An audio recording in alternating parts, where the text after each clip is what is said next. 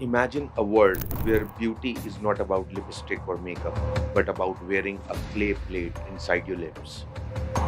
People live without electricity, without internet, without modern machines, only with cattles, mud huts, and nature. Welcome to the mysterious Mercy tribe of Ethiopia.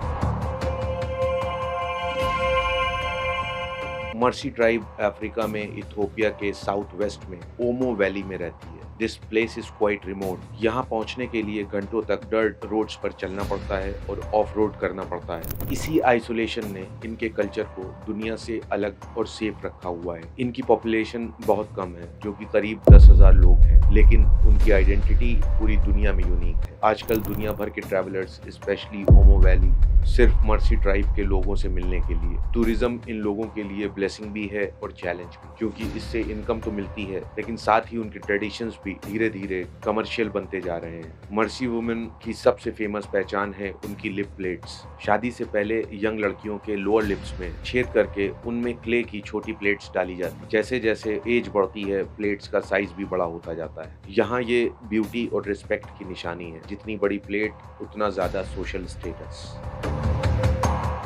Mercy लोग अपने शरीर को white chalk से paint करते हैं और body पर छोटे छोटे कट्स करके स्कार्स बनाते हैं। ये स्कार्स उनके लिए आइडेंटिटी और करेज का सिंबल है।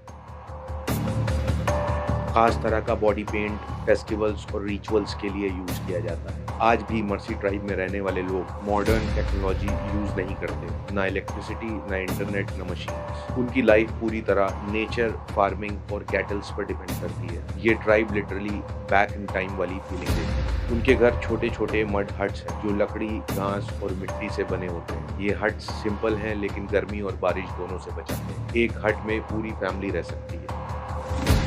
मर्सी लोग ज्यादातर सोरगुन पॉरेज खाते हैं। ये एक तरह का थिक दलिया जैसा दिखाई देता है। इसके साथ मेज यानी भुट्टे के दाने और बीन्स भी खाते हैं। डाइट सिंपल, लेकिन बॉडी को एनर्जी देने के लिए और सर्वाइवल के लिए काफी होती है।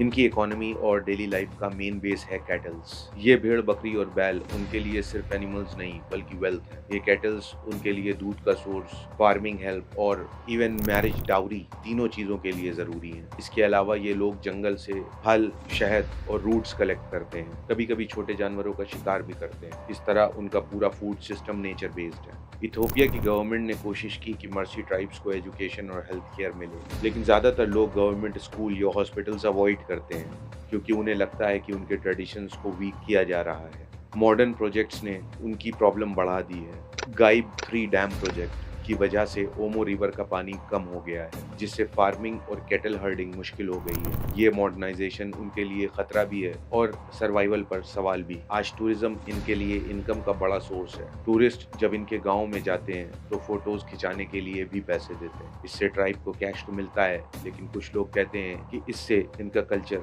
शोपीस बनकर रह गया है। मर्सी लोग अब भी नेचर स्पिरिट्स में विश्वास रखते हैं। रेन, फर्टिलिटी और कैटल से जुड़े रिचुअल्स इनके लिए बहुत कॉमन है। इनके लिए रिलीजन मॉडर्न नहीं है, बल्कि pure nature based belief system. Mercy society में मैरिज भी कैटल्स पर डिपेंड करती है। लड़के को लड़की की फैमिली को कई जानवर देने पड़ते हैं। ये उनका डाउरी सिस्टम है। जितनी ज्यादा काउज, उतना रिस्पेक्ट। कैटल्स ही उनका सोशल और इकोनॉमिक स्टेटस डिसाइड करते हैं। मर्सी ट्राइब के बारे में कई मिथ भी हैं। कई लोग सोचते हैं कि लिप प्लेट्स टॉर्चर की तरह होते हैं, लेकिन सच ये है कि वहाँ की लड़कियाँ इसे प्राउडली पहनती हैं और ये उनके लिए आइडेंटिटी है। कुछ लोग मानते हैं कि वो हमेशा आउटसाइडर्स को अग्रेसिव तरीके से ट्रीट करते हैं, लेकिन रियलिटी ये है कि अगर आप रिस्पेक्टफुल तरीके से जाएं तो वो बहुत फ्रेंडली और वेलकमिंग होते हैं। मतलब इनके कल्चर को जज करने से पहले उन्हें समझना जरूरी है। मर्सी ट्राइब की ये दुनिया हमें सिखाती है कि लाइफ सिर्फ टेक्नोलॉजी और मॉडर्न फैसिलिटीज से ही नहीं चलती। कहीं दूर अफ्रीका की धरती पर लोग आज भी वैसे ही रह रहे हैं जैसे हजारों साल पहले रहते थे। आपको क्या लगता है, क्या मर्सी लोगों को अपनी पुराने ट्रेडिशंस छोड़कर मॉडर्न वर्ल्ड अडॉप्ट करना चाहिए या उनके कल्चर को प्रिजर्व रखना चाहिए? प्लीज कमेंट करके बताइए, and please do like and subscribe.